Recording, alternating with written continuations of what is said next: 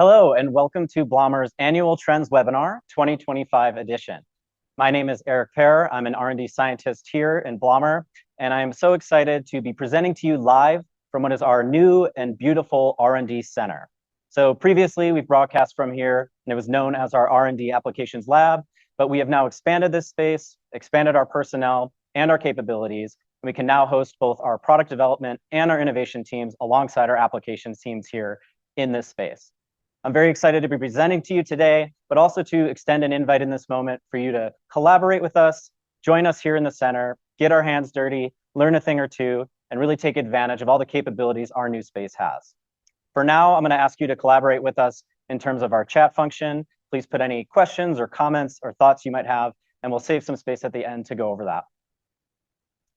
To give you a quick agenda of what we're going to get into today during our presentation, I'm going to start off with some introductions, both of the people that you'll see on camera here today other than myself, but also some major contributors to our process as a whole.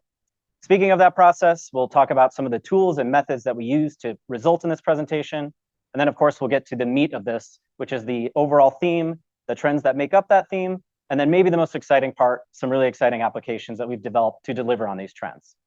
Of course, I also noted that we'll be doing a Q&A at the end. So again, any questions or thoughts, please submit them in the chat for us. Now, I won't reintroduce myself, but you can have another picture of me right here for reference. I'm going to introduce Kara Watkins, who is our certified research chef here at Blommer. She also works on the applications team, and she comes to us with over a decade of pastry and application experience. Kara, as a CRC, really does a great and vital job of highlighting all of the capabilities of Blommer's portfolio. We also are excited to have Katie Simpson join us. Katie joined us here at Blommer as the R&D manager of applications just last year, and she brings with her over 14 years of R&D experience across many manufacturing settings. That includes bakery and frozen, a lot of vital parts of our business. We're also excited to mention some of the contributors to today's presentation. That includes Stacy, who joins us behind the scenes today as our marketing and communications manager, but also Heidi, our product line manager, Jenna, our director of innovation, Bo, one of our R&D innovation scientists, and Monica, who is the R&D center manager. A special shout out to her because as we've built out this space and managed this, she's also made sure we've had all the tools and resources we needed to get our presentation done today. For the process, we just want to break down some of the tools and methods we use to get to this point today. And this starts with an initial market analysis at the end of 2024. After looking at that, we will then have that team of people I mentioned do an intense trend mining. And that's going to use all these resources that we see here on screen. That includes some external platforms like Mintel, where we can look at some consumer and product research, but it also includes some internal publications like MenuWatch, where we look at fine dining restaurants across North America to see what sort of flavors and flavor pairings are trending in dining. We also have our in-house incubator research, which I'll touch more on later, and some general research into the areas of social media, patents, and the legislative landscape, as you see here. We'll take all of that data, all that research, and as a team, we'll start to identify the broad themes and trends that are coming out of it. And then we'll start to align those trends with some Blommer offerings. You're going to see some of that today in the concepts that we've created and photographed, and obviously through this presentation and the report that we'll share out afterwards. Now, before we get into 2025, we did want to take a look back at all that data we looked through over 2024 through the lens of our 2024 Trends webinar. We talked last year about an information traffic jam, about the growth of social media and how it was hard for consumers to wade through this information to find what was truthful and correct. But we also have to look at it from the side of brands. To deal with this growing social content that's needed, brands were really relying on AI through 2024 and going into 2025. We see some of the ways they're doing that using tools like AI to generate images, to revise and rewrite text, and to edit and modify images. So a higher reliance on AI from the brand side. We also talked about playing the classics. When we did this, we talked about classic flavors and how consumers went to comforting and classic flavors for a moment of joy or comfort despite the economy. But we have to record scratch here a little bit because we do see Mintel reporting that 75% of US adults are seeking out new flavors, and about a quarter of them are even going out of their way to do this. Now, we're not going to say we were completely off base with this subject because further data from Mintel shows that a lot of these consumers will go to familiar brands and products to try out these unique flavors. So we still see that trust and that familiarity, but this time we're seeing it maybe a little bit more so with the brands and products themselves rather than flavors. Okay, now we can get into 2025. For 2025, Our theme is foraging ahead. And I've got to make sure I say that slowly so we can actually hear the wordplay there. For foraging ahead, we're considering this a rally cry for Blommer, for our internal customers, our external customers, and for the market as a whole. We know that economic pressures face us all, and in spite of this, we need to persist and find ways to effectively provide and experience value. And to do this, all of us have an obligation to do our research, to share our stories, and to really find the best path forward for each of us. So let's forge ahead into the next slide. Today, we're going to preview some of our trends that fit into foraging ahead, starting off with me, myself, and buy, which is going to go over the options, inclusion, and personalization trends that our consumers are demanding. Next, we'll go into jumbo shrimpflation, which is, I'm sorry for adding another flation into your word bank, but here we're going to talk about finding value and how our consumers find value amidst a poor economic situation, shrinking pack sizes, ingredient changes, etc.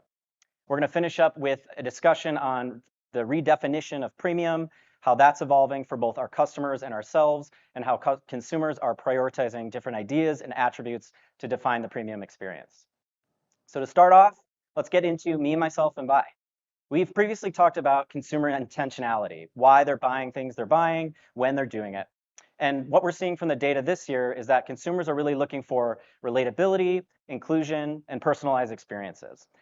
Consumers are looking for products that they feel are for them, that are authentic, that are made with purpose, and in some cases that break taboo barriers. We often talk about permissibility within this trend too, and when we talk about permissibility, we talk about it through the lens of nutrition. We definitely think that that's true, and we'll touch on that in a second here, but we think it can take on an additional meaning as well. Personalization options and allowing consumers to see themselves in these products really allows them to feel that these products are for them and can really prompt purchasing. Now, the basis we saw for this from a Deloitte report that found nearly 75% of consumers are more likely to purchase from brands that deliver personalized experiences, and that those consumers will spend almost 40% more with those brands. Now, that can mean different things for different brands and different consumers because we know personalization is a broad subject. But here for food, it can mean products that are tailored to specific dietary needs, products that fit into certain habits or routines, or products that simply recognize or celebrate specific people, places, or events. The idea here being that there can be a product in a moment for every consumer. Consumers are really longing to feel seen, and whether that's their personality traits or their nutritional needs, they're really returning to products that they feel are for them. Now, the impact of this comes in many ways, and one of those is on the nutritional side. We saw from Mintel in this chart that when it comes to the different types of chocolate, whether it was milk, dark, variety, etc., that chocolate for specialty diets was actually the leading answer for daily consumption. And it was even the second leading answer for multiple times a week consumption. What we're seeing here is that specialty diets and routines are really evolving. As more of these products are hitting shelves across different brands, consumers are finding that they can trust the value and quality of their options more often. So what we think happens next, we see that there are going to be opportunities both within and beyond the current product claims that we more commonly see. Here we have gluten-free and vegan, but we can also think of reduced sugar, gut health, mind health, etc. And how do we know where to go, where things are trending up or down or fading? Well, we can look at a couple tools. Through our research here, we have consumer product research. We can look at things that are trending through our consumers and products on shelves. But we can also use AI to look at questions like, is reduced sugar more of a night or daytime thing? Or how much are our consumers looking for energy boosts beyond the morning? And other questions. Now let's get off the nutritional lens for a second and let's get into something a little more out of the box. We saw from Hootsuite this year that 43% of organizations have tried out a new tone of voice, personality, or persona on their socials in the past year. And in some cases, some of these brands have gone as far as to not become recognizable across their other social channels. We saw a couple of great examples of this, one being Scrub Daddy. These are both from TikTok, but I did check with my nephew that the one on the left is okay to put on a professional presentation. We're all good to go. Even though I don't understand this, TikTok and Scrub Daddy are doing this sort of branding, but on Instagram, they're more my speed. So we're seeing the difference between Gen Z and TikTok presentation and that of the millennial culture on Instagram. On the other side, we see Nutter Butter has fully committed to this type of branding, and they've done this across all social channels, have really generated a buzz here. So what we're seeing is that whether it's a wild flavor pairing or a once taboo diet or a social norm that a taboo is being broken, these broken barriers are really opening the door for all types of consumers. And through this, consumers are finding more snacks for their diet, more content that makes sense to them, and more products that they need or want. And seasonality would be hard to ignore within our industry, and that means the food industry and the confectionery industry more specifically. What we're seeing is, why not capitalize on this by providing a season for every moment and every consumer? We saw two companies do this that we have examples of here on screen. That includes Baskin-Robbins with their Brie My Guest flavor. And this does two things. Number one, it doesn't just go to the common trend flavors that we see for the fall and Thanksgiving season. Think pecan or pie or pumpkin spice. And it also goes into a secondary trend, the charcuterie trend, which at this point seems permanent for sure, but a really approachable flavor, still having almonds, pistachios, two types of cheese, which I love, but my stomach hates, and ribbons of apricot. So a really great way to extend the fall season, the Thanksgiving season, and go a little bit beyond that. We also saw Starbucks have a really great display for the Lunar New Year. They explained what the Lunar New Year was, what it meant to be the year of the wood snake, and they had these really cute branded cups for the Lunar New Year. This is a really great moment to celebrate that time between the winter holidays and the Valentine's holidays, which are big for our seasonal confectionery. Now, what that means going into 2025. Number one, changing the tone is a really interesting prospect, whether that's changing up parts of your branding, your tone, your colors, maybe stopping short of a full 180 like we've seen some other companies do. You could have a really big impact in finding new audiences. Number two, one thing, of course, we like to do here in our R&D center is experimentation. But here specifically, I want to point out that we internally here have so many tools to look at trending flavors, flavor and pairings and ingredients, and we can use those tools to help you find something that might be a wild pairing, but not a wild guess. We have a lot of database ways to do this. You could also find something that is a predominant flavor already in the market that would be new to your product line. So still a way to experiment with some flavors. And then celebrate. Find ways to celebrate moments between different holidays and seasons. That could be for you the Taylor Swift tour, or maybe the big screen debut of Wicked, or maybe even the Taylor Swift tour. But what we're finding is that consumers are really looking for ways to feel connected, and they can do this through their food and purchases. Now, I believe Blommer delivers on this trend in many ways, and one of those is our general portfolio. We think we have many personalized options for all of our customers, whether that's between chocolate or compound, bars and other formats like drops or powders, or standard and nutritional coatings. We wanted to highlight some of the nutritional lines that we have here today as they fit into this trend. That starts off with Proteose 30, which gives us a 30% protein for really high demand protein products in the better for you space, but also our Discovery line of products, which use a patented unique Incredo sugar, which is made from real cane sugar, does not include any high intensity sweeteners or sugar alcohols, and can deliver some great sweetness with zero compromise and sugar reduction. We also have our Discovery Plus product, which is one of our newest products that combines these ideas in sort of one product where we can offer a little bit of added protein while also reducing the sugar and not compromising on our sweetness. So some really great options for the better for you space.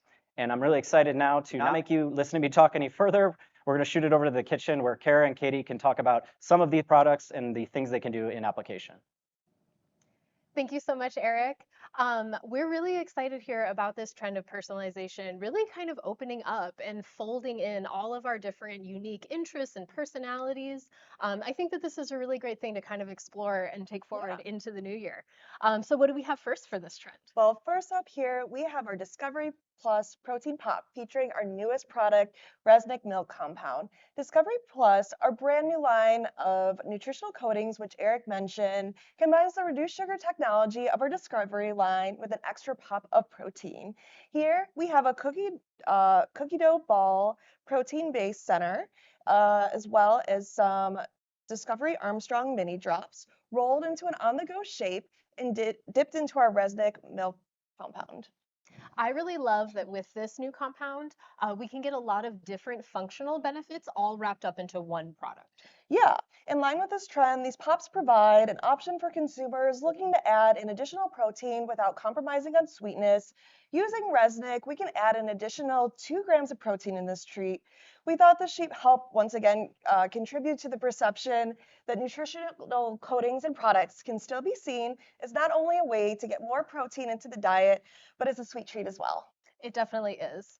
So what else do we have for this one? Yeah, let's do that right there. I will bring over the next tray. And for the few of you who are not aware, today is National Pork Rind Day. And in the spirit of celebrating all seasons and holidays, here we have some pork rinds dipped in our Appalachian milk chocolate, accompanied by a peanut butter dipping sauce made with our Carinthian white chocolate. I'm really, really excited about these. I have never had all of these flavors together before. Yeah, well, in the spirit of celebrating and flavor experimentation, we wanted to combine some classic flavor pairings with some not so classic centers. Somewhat akin to the Elvis flavors we presented on last year, this application delivers savory and sweet flavors in a snackable format. And could you tell me a little bit about the chocolate that you chose? Yeah, so here we use our Appalachian milk chocolate, which comes from our delicious and premium signature line. We chose this chocolate because it's high quality and sweet, but balances nicely and pairs well with the savory and sweet flavor of the pork rinds. Well, this certainly will be a National Pork Rind Day that I am not going to forget anytime soon. And I know we have one more. Yeah, so I'm gonna hand this off to you. Okay. And I'll go ahead and grab this other tray here. And here we have yet another way to celebrate here as well. In honor of the famous and beloved Shark Week, here we have a fun and interactive malted milk bomb. Using our Chardonnay white compound, we have a fun shark friend with a hidden surprise. Oh, I love a hidden surprise. Tell me more. So I'm gonna go over here and grab some hot water. So as we pour this hot water over our shark friend and say goodbye, we get a sweet and milky beverage and aftermath straight out of the movies. Oh, there is a shark in the water over here, folks. Let me tell you. I'm gonna go ahead and give this a little stir. So we created this shark bomb using our Chardonnay compound, which comes from our classic line of compound. Chardonnay gives us a sweet and milky drink and gives us the ability to create a seasonal scene worth celebrating. With this compound, no tempering is required, which makes it easy and quick for use. These are just so fun and cute, and I just can't imagine them like at a kid's party, right? They would just go nuts. How did you make these? Yeah, so we created these with a dough mold here. So I start off by painting the inside of the dough mold with our Chardonnay white compound. I will pop it in the freezer, let it set up really quickly, and then I'll do another layer of the Chardonnay compound. Once it's set, we'll pop it out of the mold here, and then I take a plate and I heat it in the microwave till it's nice and hot. And I'll take the half dome, I'll rub it on the plate and melt the edges, and I'll fill it with our malted milk mix, some mini marshmallows, and Chardonnay white drops. Then I'll go ahead and take the other half dome, do the same thing on the plate, melt those edges. I will fuse them together, add some decoration, and voila, we have our shark bombs. Oh my gosh, what a fun way to turn something like Shark Week into a full-on celebration. These are all so wonderful. Thank you so much. Of course. With that, we're going to turn it back over to Eric to learn about our second trend. All right, well, between the sharks and our next trend, I think it was obvious that maybe all of us had the ocean or some beachfront on our minds in developing some of these trends, maybe just a symptom of being in Chicago in February. But let's get into trend number 2, jumbo shrimpflation. So a fun name, but maybe not the most fun topic. We are seeing the price of groceries being a very viral subject, obviously, over the last couple of months, but we know that consumers are still finding ways to feel rich with their purchases. And as brands and products, we need to provide ways to indulge them still. So even though we're all feeling inflation, brands, products, and retailers and consumers are all looking to be delighted and to delight themselves. We're seeing effects of this inflation on on-shelf pack offerings, sizes, formats, and launches, but at Blommer, we know that there are many ways to still avoid compromise. Okay, so we know we're all feeling inflation and it's having a challenge to all of us, but where do we stand as the food industry? Where are we at right now coming out of 2024? We see some data from NerdWallet that shows that food prices are up nearly 30% since 2019 and have remained elevated for many factors, one that's very well known to the cocoa market being supply chain. And we also see from the Bureau of Labor Statistics that in the year period from November 23 to 24, we saw the sugar and sweets consumer price index increase by 2.2%. Now, the Bureau also reported that hourly pay rates have increased, but they made an important note that these pay increases have not equally matched the price increases we're seeing. So this is a very obvious imbalance, and we know that that's going to have an unavoidable impact. One of the ways that we stay ahead of what this impact is going to be and how brands are reacting is our innovation team's research into incubators. Our innovation team each year looks at different incubators and startups and in continued investments, and they look to see what these sort of brands and products are that are coming out of the last year. Here we see that brands that were leveraging technology, startups that were leveraging technology or convenience, were also positioning their products to be cost effective. So that makes a lot of sense with the previous slide data. We're facing a lot of issues that we need to be cost effective, both for our products and for our consumers. We also see things like AI, which we touched on, and sustainability related claims like carbon reduction that we'll talk a little bit more about later. I do want to point out here that this is just a small snippet of our incubator research from our innovation team. If this is something you are interested in, they have developed a really nice full report that contains all of this data, year-over-year data to compare 2023 to 2024 and beyond. If you're interested in that, please reach out to your sales rep. We can make sure you receive a copy of that as well. So that's the market. That's where some brands are going, some startups are going. What about our consumers? How are our consumers maximizing their palate, and how are they experiencing value? We wanted to put this slide into a few buckets here, starting off with private labeling. We see from Innova market reports that even though chocolate confectionery launches were down about 3% in the US in terms of annual growth rate, private label has still persisted. And we saw that supported by some snack and bakery data that showed for chocolate and confectionery packs over 3.5 ounces, private label dollar sales were actually still up a whopping 14.3%. And their unit sales were up by 20.1%. So we're seeing consumers really go to the private label sector in terms of finding value during a tight economic situation. From Mintel, we see some data on in-store bakery as well. We see that in-store bakery purchases are up across the board, most specifically with cookies and cakes being up 8 and 9% respectively. So we're seeing consumers really find value in the in-store bakery space as well, finding fresh baked goods and value in those. We also wanted to note something that Mintel had noted themselves, that bite-sized, mini, and single servings continue to pop up in this space as well. And this really speaks to the first trend that we talked about in terms of personalization, really finding more products in this space that speak to different size households or families. And then, of course, we would have to talk about sales. Sales are a big one, especially for boomers. Almost half of them say it's the #1 factor for their purchase drivers in finding value. And this is the #1 factor overall for all of our consumers as well. So sales remain a big deal, no pun intended. One of the micro trends that we couldn't really ignore also in doing our trend trots and our trends research was this really cool trend of brands and retailers really packing in the flavor to answer the call to price worries for our consumers. So we saw things like extra flavor, fully loaded, almond butter almonds. And the idea here is just really promising big flavor, even though other things might be changing. And with the almond butter almonds, our question is, why aren't more of you doing chocolate covered chocolate? And if you're interested in that, please reach out to our sales team immediately. Now, what does this mean for 2025 for us and for you? Well, #1 might be an obvious one, but find your value. This can come out of your suppliers, their technology, their efforts to find cost-effective ways and passing that on to you. We also want to pack in the flavor. Now, we know that certain tough decisions might have to be made in terms of our products and the things we mentioned. And packing in the flavor, that can be expensive too. But this could just mean flavor callouts or being more descriptive on the pack to entice our consumers. Now, in our incubator research, we saw that a lot of products were being positioned as cost effective. If you caught it, we also show that there are products being listed as zero compromise. And that's where Blommer can deliver on this trend. Our Elevate line of premium compounds can really deliver that expected chocolate indulgent experience that you would expect out of a standard chocolate. And we have a couple ways to show you how it's doing that.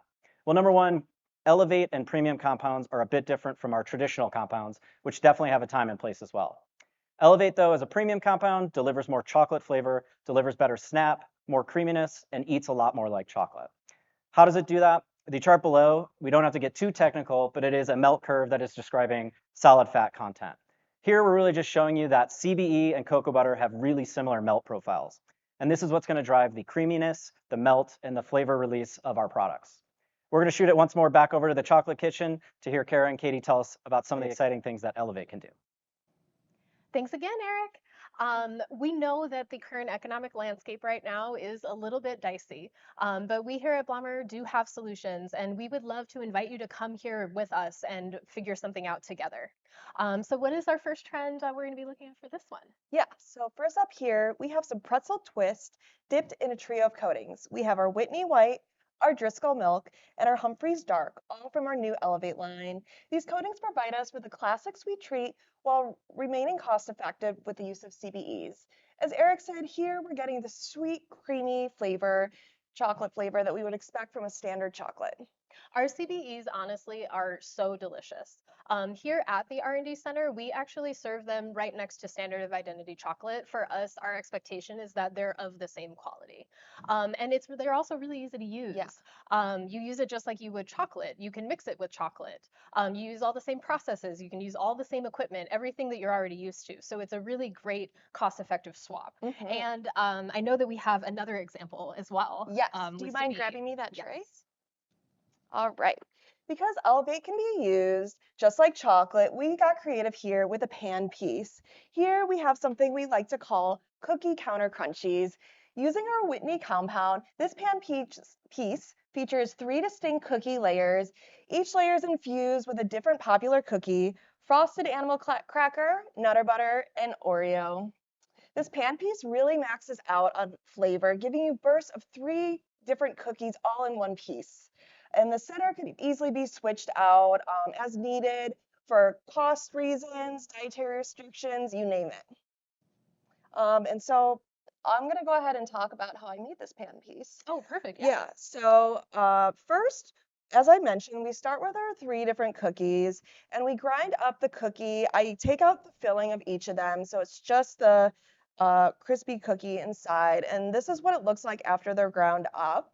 And we start off with animal cracker. We'll take the ground animal crackers and we'll add it into our Whitney compound. We'll get our panner up and running. We add in our cereal centers, and then we'll go ahead and drizzle that animal cracker Whitney compound over our cereal centers until we get a nice shell. Once that's set up, we will repeat the process with the Nutter Butter Whitney and finally the Oreo Whitney. And then I go ahead and finish that off with some shellac and some polish. These are super, super fun. Like, what just a joyful, happy, fun thing to do with cookies and chocolate, of Right. course. It's really nice too because our CBEs allow us as developers to still be super creative. And being creative and also remaining cost effective is, pretty much the sweet spot. That's what we're hoping for.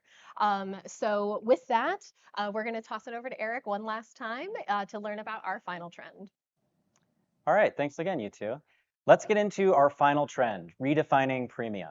When it comes to the definitions of premium from all sides of the equation, this is something that we've talked about in our trends webinar process over the past few years. And this year, we wanted to dedicate a full trend to it. So here we're seeing consumers get out of the cookie cutter definitions of premium. They're looking for little luxuries or buying premium products, but at everyday pricing. They're also looking at non-mass produced items, things that can be considered artisanal or limited edition. And the third thing, they're also demanding and finding education on ingredients, sustainability, and ethics. And all of these things together are really shaping how they define premium and premium products. Now, we wanted to look at some of the ways that they're doing this, and we wanted to find some of the more hidden ways that they were doing it. From Mintel, we see that according to a survey of consumers who purchase in the in-store bakery space, 55% of consumers responded that daily specials were their top interest in the space. So we're seeing consumers really find an interest in daily specials of decadent pastries, goods, things that might be considered premium, but on special, maybe at an everyday price. We're also seeing from Intel that 40% of snack bar consumers in the US, say that snacks made with natural ingredients are a priority for them. So often when we talk about snack bars being premium or people paying a premium for snack bars, that includes mention of a premium or functional ingredient. But here we're seeing that consumers might be willing to spend some more with a premium on snack bars that include natural ingredients or something that's small batch or handcrafted. In general, what we're saying is that premium doesn't have to mean only ultra indulgent. It can mean something that is exclusive or fresh or limited or experiences within that range. And class is in session. So we talked last year about storytelling being able to drive value for our consumers and being a big interest for consumers. And they're really talking about this as well themselves. We see from Innova Market Insights that nearly 60% of consumers say they're at least somewhat or very interested in learning where and when, or where their food comes from and how it's made. We also see from Statista that 1 in 5 US consumers in food and beverage say they want to see more of a focus on nutrition when it comes to education. And we see some reaction from the market as well. From 2019 to 2023, we saw environmental and ethical claims over double from 6 to 13%. We went into Mintel GMPD to look at some products that might be an example of these things, and we saw these Good Sam walnuts that the one thing we wanted to point out here, the mission of be an ally for small farms is actually bigger than the brand name itself. So you see the brand Good Sam really putting that foot forward, knowing that consumers are asking to see these types of things. We also see these Siete chips. The Siete brand makes a lot of grain-free products, and they explain how they're making these chips grain-free. In the bottom left, they talk about cassava, what it is, where it comes from. And then on the right, they tell the story of their family, why they make the product, and why it matters so much to them, really giving that premium feel and deepening that connection to the consumer. So for 2025, here we're going to talk about highlighting all value going into 2025. Whether that's your origin, your quality, or your ingredient selection, there are a lot of tools to promote just how premium your product might be. And also telling your story. Like we said, telling your story gives consumers a heightened sense of connection. Are things hand-picked? Are they handcrafted? Why do you think your product's premium? Sharing this with consumers can really deepen that connection. And then finally, education. We think we will continue to see education where it's relevant. We saw things like information on ingredient substitutions or sustainability efforts, but we really see that consumers can get a further understanding here of where their money's going for products that they might deem premium or pay a premium for. And finally, Blommer delivers against this trend in a few ways as well. Number one, we definitely have some premium products within our Signature and Founders Reserve lines. Those provide some really indulgent top-end chocolate experiences. But we also have some really great initiatives in sustainability between both Bloomer, that's my company's name, that's ridiculous, Blommer and Fuji. But within that, we have a line of coatings that covers a ton of different programs and certifications for sustainability. And we can work with our customers to find one of those programs that works for them. And then finally, I added this one in personally in working for Blommer for the last 3 years within R&D and across all of our departments. I really think one of the most premium values we bring to our customers and in the market as a whole is our customer service. So the way I've heard every person in every department here talk about their passion for our customers and for our products and how we impact the world, I really believe that that's a premium service as well. We are going to finish it off by tossing it back once more to the Chocolate Kitchen. Kara and Katie are going to tell us a little bit about the new age premium applications they've prepared. Thank you so much, Eric. I know for me personally, premium definitely means something different day to day and even maybe sometimes hour to hour, right? So what do we have today for this trend? Here we have the daily special of the R&D Center of freshly baked chocolate sweet roll. This application is straight out of our in-store bakery space where chocolate can shine in a multitude of ways. This looks so decadent.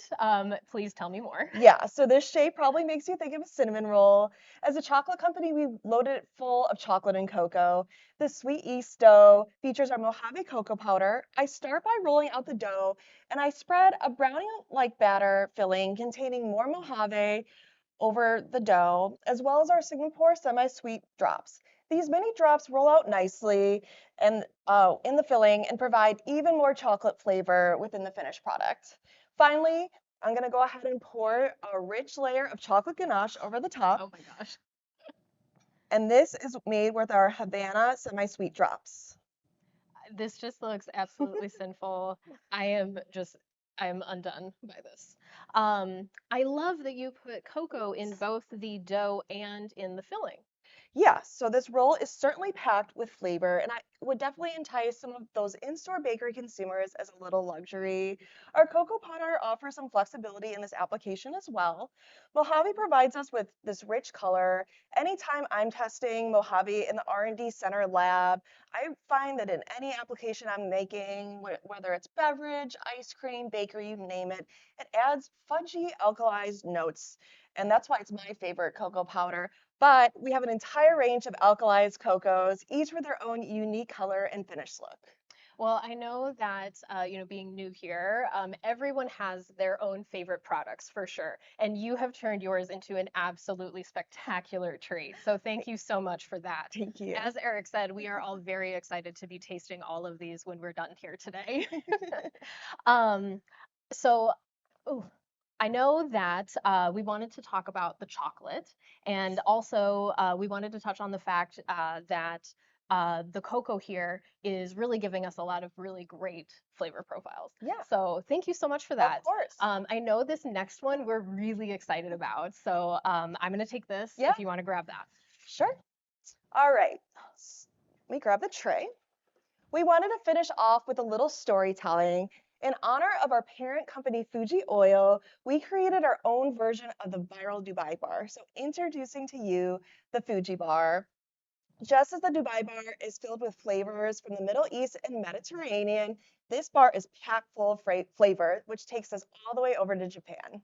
I'm really, really excited about this one. Our coworker Kaz actually introduced us to this dish, and Kara was nice enough to make it for everybody here at the R&D Center. We were all standing around here just like absolutely, devouring this delicious thing. I cannot wait to see how you turn this into a candy bar. Yeah, so this bar's filling is inspired by flavors of the Japanese dish Daigaku Imo, also known as university sweet potatoes. This dish itself is made of diced sweet potatoes, which are first steamed and then fried until deep golden brown.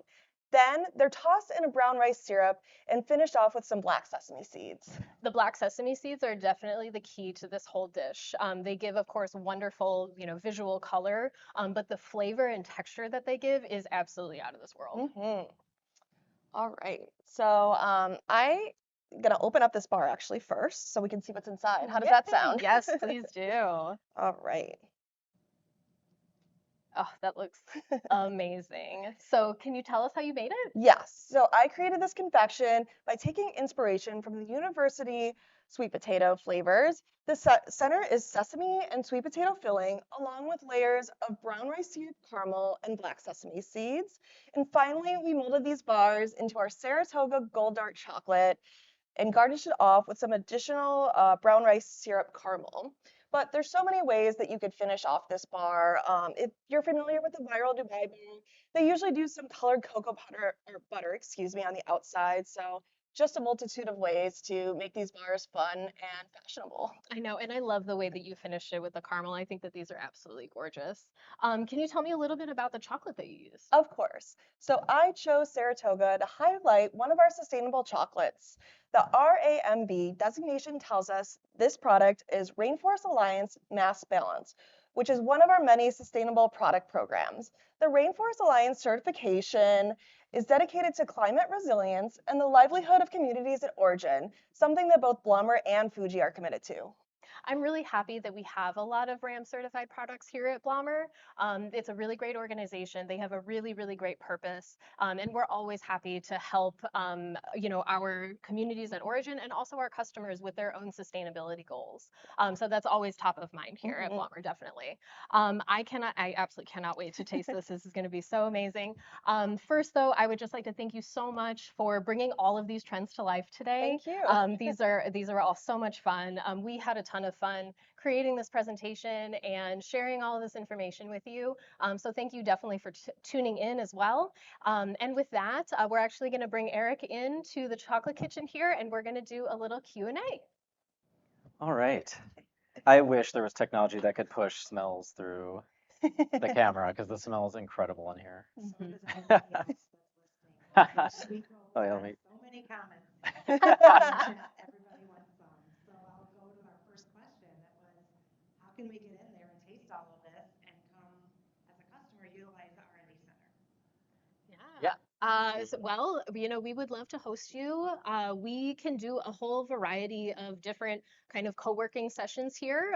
Anything from just a simple, chocolate 101, learning how to temper, kind of very, very simple things, all the way up to like we will fully co-develop a product with you. So really, like we have a very flexible space, and we have, like Eric said, we have product development here and innovation here along with the apps team. So we really get very collaborative here, and so we can create some really, really good and very, very, like good meetings where we Yeah. can get a lot of Yeah. really good information out of just one meeting. Okay, awesome. Sorry, I think that my microphone was not on at first. So that question was just. Oh, Because no. what can you do here? How can you take advantage of this understand what the space and the question was, capabilities? Yeah, but because I teased them, but we didn't go into it. Yeah. The sweet rolls were the big hit, for sure. Oh, yes. Okay, the next question was, how does CBE fit into the premium category? Yeah, that one's an easy one and a fun one. Like Katie went into, we really think that the CBE products, they're developed, the Elevate products, they're developed to go alongside standard of identity chocolate. So they hit on all those things that you would expect out of that. like I said, the flavor release, the meltability, all those really indulgent, creamy ways that you would expect chocolate to act, but also in the way you use it. So there's no difference between CBE and Elevate versus standard chocolates that we would also provide. You don't have to change anything else up. So in terms of a premium product, you can use it. It tastes great. It works the same. It can just take the place of that. Yeah, and I think that a lot of it is about educating the consumer on what that actually means. Consumers, I don't think, have a very good understanding Hmm. necessarily of what a compound really is and what it means. Yeah. And Yeah. so, on pack or like however you discuss these things with your customers, you definitely want to educate them on it. Okay, is CBE considered sustainable, or how would that be claimed on a pack? Oh, that's a very good question. Yeah. I want to say yes, we can claim sustainable.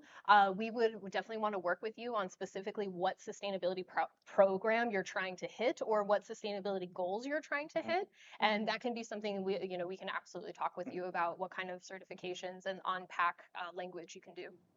Okay, I just got word that the CBE we're sourcing is RSPO Yeah. certified. Oh, So great. yeah, what we're putting in there.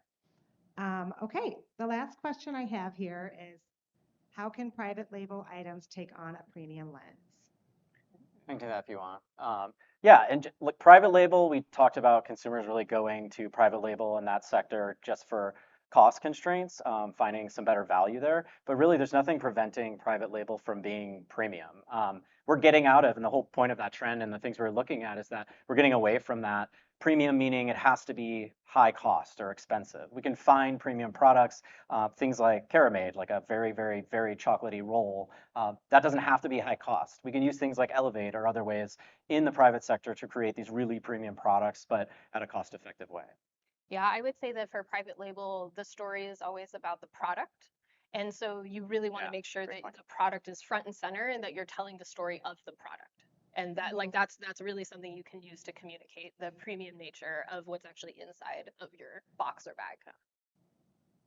Okay, and we have someone that produces high protein products, and they want to know what our best bakeable products are that enhance high protein products. And then do we have a high protein CBE chocolate? Mm.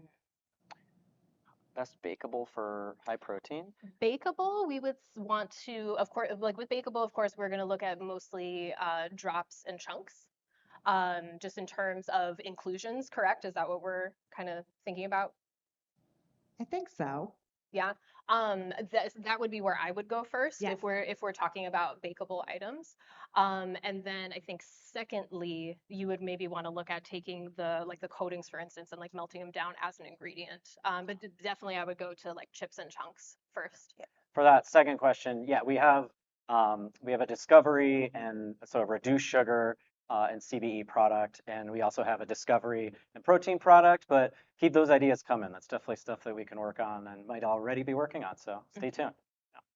Okay, and there was just then a request to have a link or a listing to all the products that were used in the different applications, which I'm sure that we can Oh, definitely. Oh yeah, Yeah. include in the trend report that goes out. yep, And that's all we have. So if we want to wrap it up. yeah. All right, just a couple of housekeeping notes just to wrap this up. Number one, if you are interested in discovery or the Incredo type products, the reduced sugar, the guilt-free snacking products, we do want to quickly plug that there is a collaborative webinar between our friends here at Blommer and our friends over at Incredo. That's going to be on February 25th, so mark that down on your calendars. Keep an eye out for the link to register in that. It's in all of our banners. If you need it, just reach out to us. We'll provide that.